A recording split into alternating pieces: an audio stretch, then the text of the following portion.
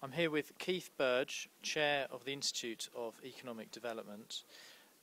Keith, what do you think the main themes that emerged from today's conference have been? Well, I think the overall flavour of the conference is that economic development is now very much back on the agenda. We've had a couple of very difficult years where we've seen the economic development infrastructure pretty much dismantled in the public sector, and the private sector that feeds off it suffering similarly.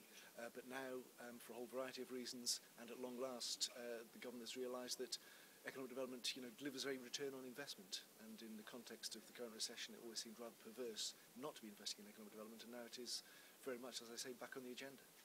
So do you think it's starting to pick up in the economic development sector then?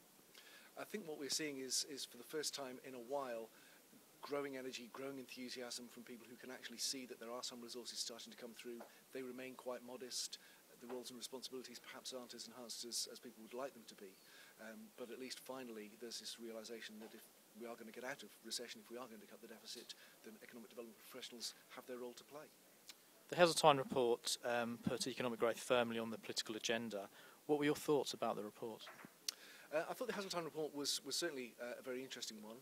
We're all hoping that it doesn't get, as some fear, kicked into the long grass. There's an awful lot in there.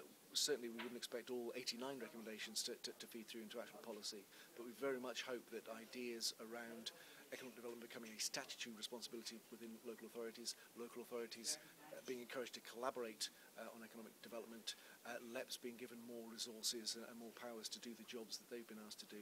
If even some of that can come through, it can only be a good thing.